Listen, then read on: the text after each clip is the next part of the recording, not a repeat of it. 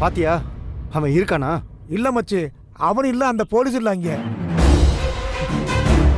டேய் நல்லா பாத்தியா? அவன் அங்க இல்லையா? பார்த்த மச்சி, அந்த ரூம்ல யாருமே இல்ல. அந்த பொம்பளை மட்டும் தான் படுத்திருக்கா. ஆஸ்பத்திரியில வேற எங்கேயுமே இல்ல அவங்க. என்னடா இது? அவன் இங்க இருப்பா, சட்டை போட்டு வேலையை முடிச்சுட்டு போயிடலான்னு பார்த்தா இப்படி ஆயிடுச்சு. இதுவே நம்ம ஏரியாவா இருந்தா என்ன ஏரியா முழுக்க சல்லாடை போட்டு தேடி இருக்கணும். இங்க அதுக்கும் வழி இல்லை.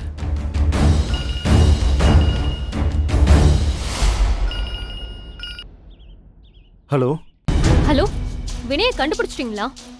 இல்ல தேனு, அவன் இந்த ஹாஸ்பிட்டல்லே இல்ல. அவனும் இல்ல, அந்த போலீஸ்காரனும் இல்ல. எனக்கு என்னமோ அதான் சந்தேகமா இருக்கு. பொண்டாட்டியை இந்த நிலைமையில விட்டுட்டு அவன் எங்க போயிருப்பான்? அந்த வினையும் எங்க போயிருக்கான்னு தெரியல. அவங்க 2 பேரும் ஒன்னாதான் போயிருப்பாங்க. புரியல. வினய் ஒருவேளை மாயாவை பார்க்க ஹாஸ்பிட்டலுக்கு போயிருந்தா அங்க அவர் கண்டிப்பா அன்பை பார்த்திருப்பாரு. மாயாக்கு கான்ஷியஸ் வந்திருக்கும் போது உண்மை எல்லாத்தையும் சொல்லியிருந்தா அன்பு கண்டிப்பா நியாயம் பக்கம் நிக்கணும் தான் நினைச்சிருப்பாரு. வினய் பக்கம் போயிருக்க வாய்ப்பு இருக்குல்ல. வினய் வேற கோர்ட்ல ஆதாரம்லாம் மாயா கிட்ட இருக்கு. கார்த்திக் பாடி எங்க இருக்குன்னு அவங்களுக்கு தெரியும்னா சொன்னாரு. சோ அவங்க 2 பேரும் இப்ப அதை தேடிதான் போயிருப்பாங்கன்னு தோணுது. சூப்பர் தேனு, சூப்பர். இது போதும், நான் பாத்துக்கிறேன்.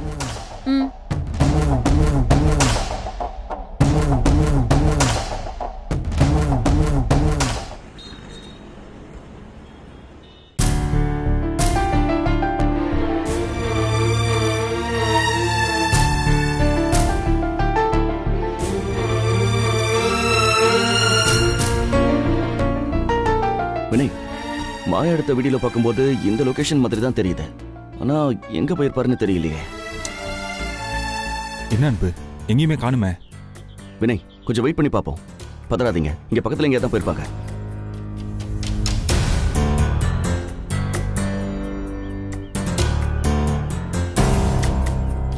அன்பு, டைம் ஆயிட்டே இருக்கு. நம்ம இங்க இருந்து வேஸ்ட் பண்ண வேண்டாம். யார்கிட்ட போய் விசாரிப்போமா? அன்பு, இவர்கிட்ட கேட்போமா? சார் சார் ஒரு நிமிஷம். சார், இங்க ஒரு வயசான பிச்சைக்காரரு ரோட்டோரமா இருப்பார்ல, அவரை எங்கேயாவது பாத்தீங்களா சார்? அவர் இங்கே தான் சுத்திட்டு இருப்பாரு. ஒரு இடத்துல உட்காந்துலாம் பிச்சை எடுக்க மாட்டாரு. பகல் முழுக்க ஊருக்குள்ளதான் சுத்திட்டு இருப்பாரு. ஆனா அவரு எப்பவுமே நைட் இங்கதான் வந்து தூங்குவாரு. ஏன்பா அவர் எதுக்கு நீங்க தேடுறீங்க? சும்மா தான் சார். தேங்க்ஸ். சரிப்பா. சொல்லு சொல்லு. என்ன பண்றது? அன்பு, எனக்கு தெரிஞ்சு இங்க நிக்கிறதுலாம் வேஸ்ட். அவரு நைட்டு தான் தூங்க வருவார் போல. பகல்ல இங்க இருக்கிறதுலாம் ரேர் தான் நினைக்கிறேன். ஆமா, நம்ம கிட்ட தான் மாயா எடுத்த வீடியோ இருக்குல்ல, அதை மட்டும் கோர்ட்ல காமிச்சா பத்தாதா? இல்ல வினய், அது பத்தாதா? இங்க பாருங்க, கோர்ட்டை பொறுத்த வரைக்கும் நேருக்கு நேரா ஒருத்தர் வந்து நின்று சொல்ற சாட்சி தான் செல்லுபடியாகும். அண்ட் வீடியோலாம் ஈஸியா யார் வேணா ரெடி பண்ணலாம்ல. அது ரொம்ப வீக்கான எவிடன்ஸ் ஆயிடும். பேசாம நம்மளே அக்கம் பக்கத்துல தேடலாம் வாங்க.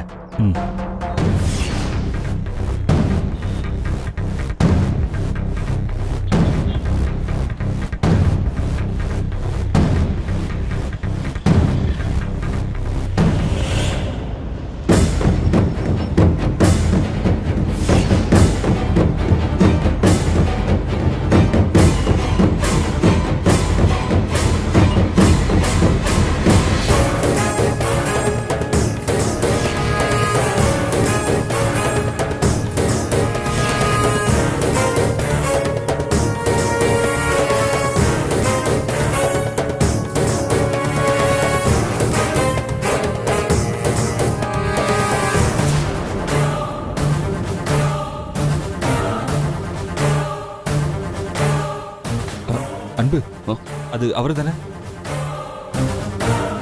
எஸ் வினய், அவரு தான். வாங்க வாங்க.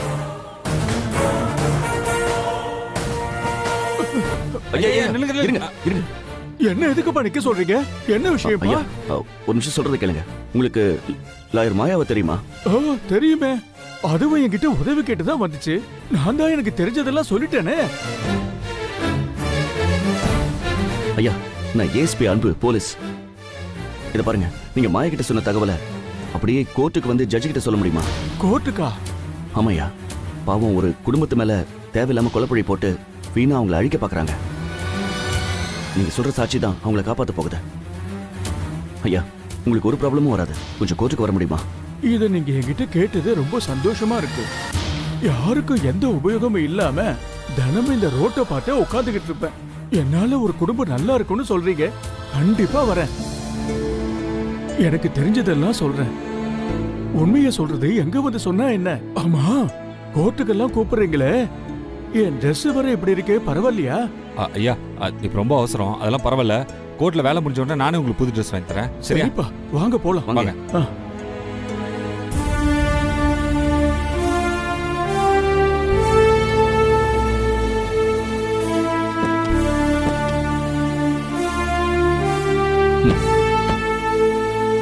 Hello, excuse me sir.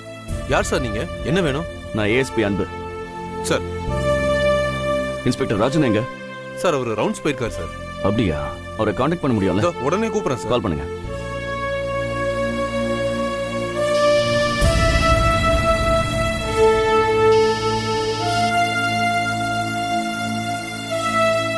சொல்லுங்க ரமேஷ்.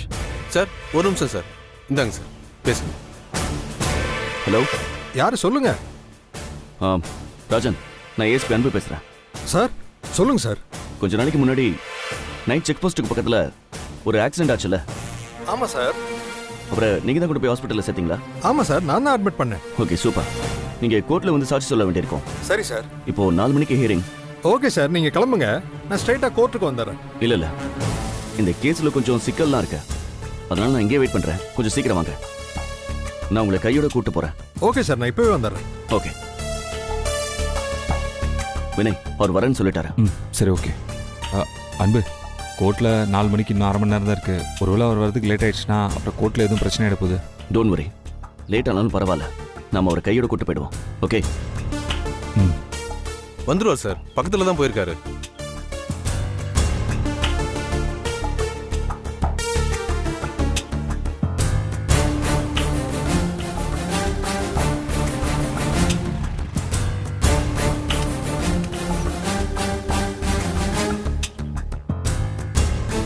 சார். போலாமா? Yes sir. வாங்க வாங்க வினய்.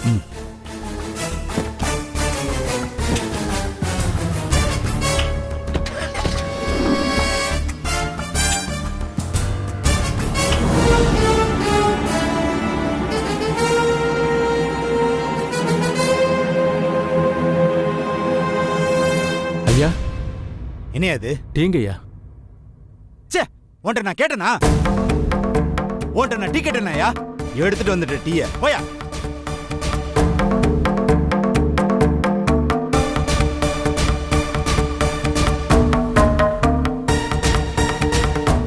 நாலு மணிக்கு ஏறீங்க, என்ன பண்றது?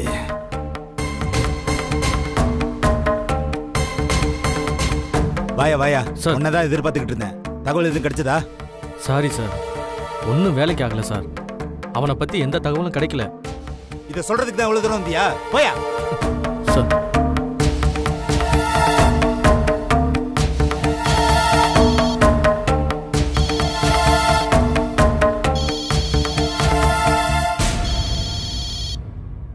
செல்லதுரை.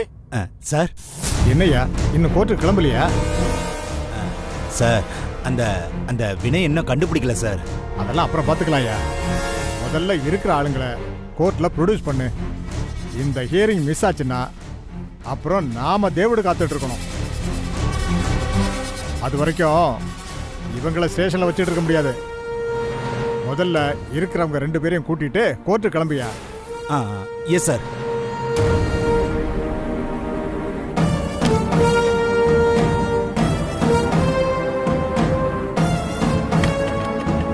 Constables sir.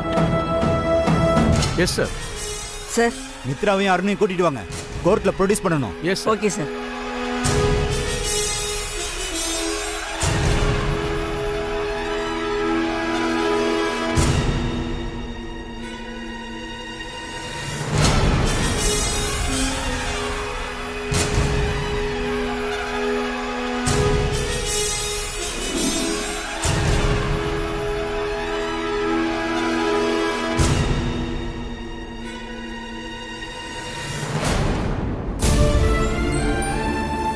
என்ன தப்பிச்சு ஓடி போனவன் உங்க 2 பேரையும் காப்பாத்துவான்னு என்ன கனவு கண்டுகிட்டு இருக்கீங்களா?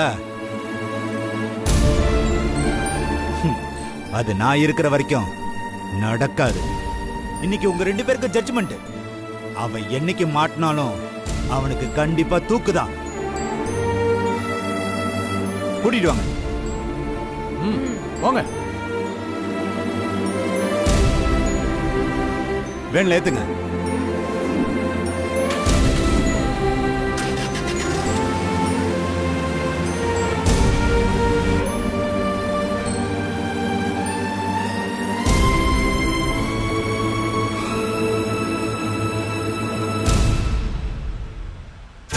ஏம்மா சேத்துல ஒரு நான் காட்டுற இன்ஸ்பெக்டர் சொன்னது கேட்டியா?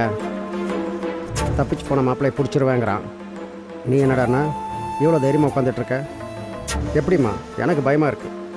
கண்டிப்பாக வந்துடுவாரு மாமா. எப்படிம்மா? உண்மையை கண்டுபிடிச்சிட்டு வரேன்னு போயிருக்கா. உண்மையை நான் கிணத்துக்குள்ளே கிடக்கு தப்பக்கன்னு குதிச்சு எடுத்துகிட்டு வரேன்.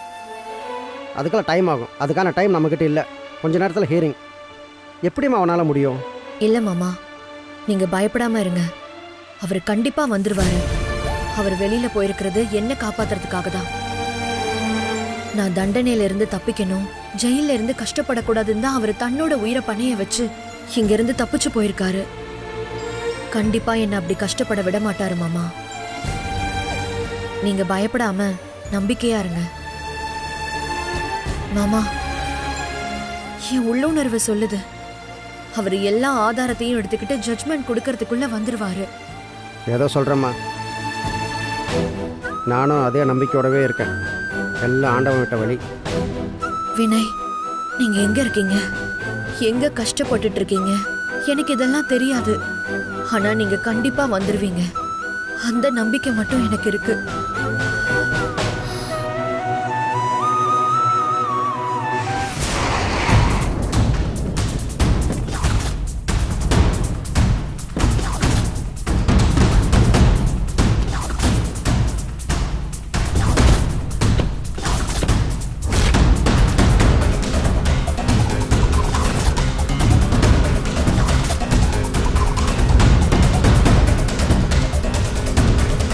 அன்பு சார், எனக்கு இவனுக்கும் தான் பகை. அதுல இடையில நீங்க தலையிட வேணாம். மீறி தலையிட்டீங்கன்னா உங்க மனைவிக்கு ஏற்பட்ட நிலைமை தான் உங்களுக்கும் ஆகும். அப்படின்னா மாயாக்கு நடந்தது ஆக்சிடென்ட் இல்ல, எல்லாம் நான் போட்ட பிளான் தான். அவங்க வினய் மித்ராவை ஜெயிலுக்கு போக விடாம காப்பாத்திடுவாங்கன்னு ஒரு சின்ன டவுட் வந்துச்சு. அதான் ஆக்சிடென்ட் பண்ணி ஹாஸ்பிட்டல்ல படுக்க வச்சிட்டேன். என் நண்பனை கொன்னவங்கள நான் சும்மா விட மாட்டேன். ஒண்ணு தூக்கு தண்டனை வாங்கி கொடுப்பேன், இல்ல என் கையாலேயே சாகடிச்சிடுறேன். டேய் அடிக்கிறா.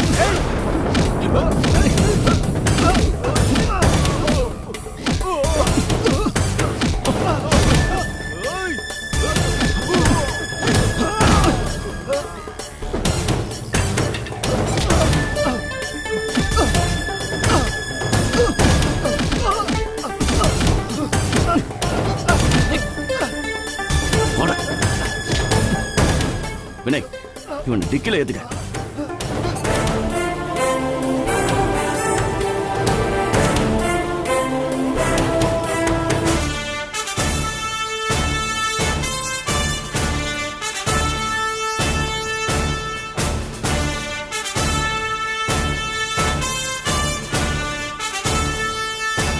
என்ன குற்றம் சாட்டப்பட்ட 3 பேர்ல 2 பேர் தான் இருக்காங்க.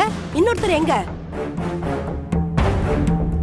யுவர் ஆனர், நீங்க 4 மணிக்கு தீர்ப்புன்னு சொன்னதும் மாட்டிக்கோன்ற பயத்திலையும் தப்பிச்சிடணுன்ற ஆசையிலையும் குற்றவாளியான வினய் போலீஸ்ல இருந்து தப்பிச்சிட்டாரு யுவர் ஆனர். போலீஸ் இப்ப அவரை தேடிக்கிட்டு இருக்கு. என்ன தப்பிச்சிட்டாரா? எங்க அந்த இன்ஸ்பெக்டர்? கூப்பிடுங்க சார். என்ன இன்ஸ்பெக்டர் இப்படி அசால்ட்டா சஸ்பெக்ட் தப்பிக்க விட்டுருக்கீங்க? உங்களுக்கு கேஸ முடிக்கணும்ங்கற ஐடியா இல்லையா?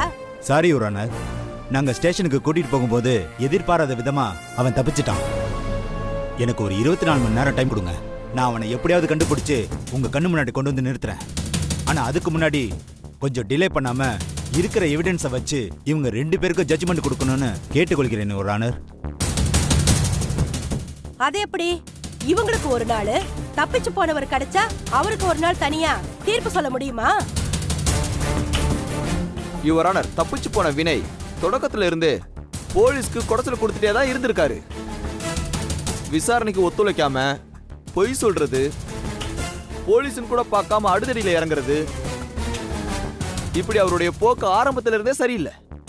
இப்ப கூட ஜட்ஜ்மெண்ட் வர நேரத்துல அவர் தப்பிச்சு ஓடி இருக்கிறத பார்த்தாலே அவர் மனநிலை என்னன்னு நீங்களே புரிஞ்சுக்கலாம். இந்த வழக்குக்கு தேவையான எல்லா சாட்சியங்களும் ஆதாரங்களும் போலீஸ் சார்பா சப்மிட் பண்ணப்பட்டிருக்கு.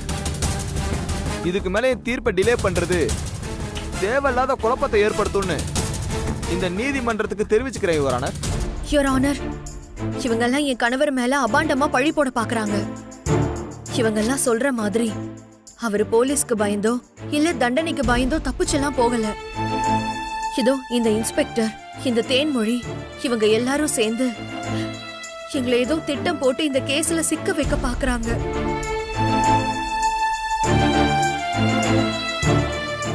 இவங்க உங்ககிட்ட கொடுத்தது எல்லாமே போலியான ஆதாரம். இத நிரூபிக்க தான் என் கணவர் போயிருக்காரு. அதுக்காக போலீஸ் கிட்ட இருந்து தப்பிச்சு போகணுமா? அது சட்டத்தை மீறின செயல்னு தெரியாதா உங்களுக்கு? தப்புதான் யுவர் ஆனர். ஆனா சில நேரங்கள்ல சட்டத்தை காப்பாத்த அதே சட்டத்தை மீறத தவிர வேற வழி எங்களுக்கு தெரியல. என்னோட கணவர் இன்னும் கொஞ்ச நேரத்துல உண்மையான எவிடன்ஸோட கண்டிப்பா வந்துருவாரு. கொஞ்சம் டைம் கொடுத்தீங்கன்னா நல்லா இருக்கும் யுவர் ஆனர். நடந்த உண்மை என்னன்னு உங்களுக்கே புரியும். Objection your honour. Your honour, இவங்க எல்லாருமே கூட்டு கொலையாளிங்க. தீர்ப்பு தங்களுக்கு எதிராக வரப்போகுதுன்றதை தெரிஞ்சுக்கிட்டு பிளான் பண்ணி வினையை தப்பிக்க விட்டுருக்காங்க. அதனால நீங்க தீர்ப்பை தாமதிக்காம உள்நோக்கத்தோட தப்பிச்சு போன வினைக்கு நியாயமான தண்டனையை வழங்குமாறு மிக தாழ்மையுடன் கேட்டுக்கொள்கிறேன். That's all your honour.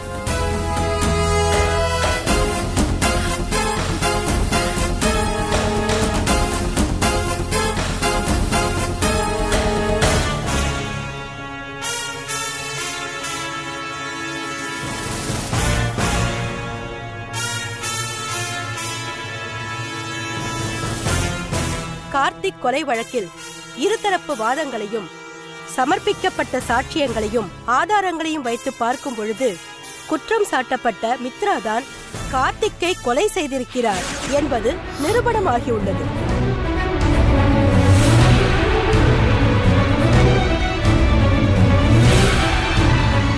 எனவே அவர்தான் இந்த வழக்கின் முதல் குற்றவாளியாக கருதப்படுகிறார்.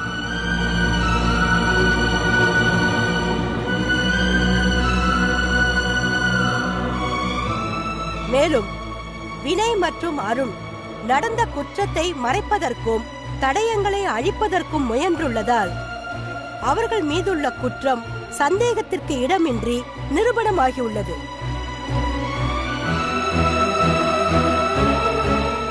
அதுபோக குற்றம் சாட்டப்பட்ட வினய் காவல்துறை பாதுகாப்பிலிருந்து தப்பிச் சென்றதை இந்த நீதிமன்றம் கடுமையாக கண்டிக்கிறது.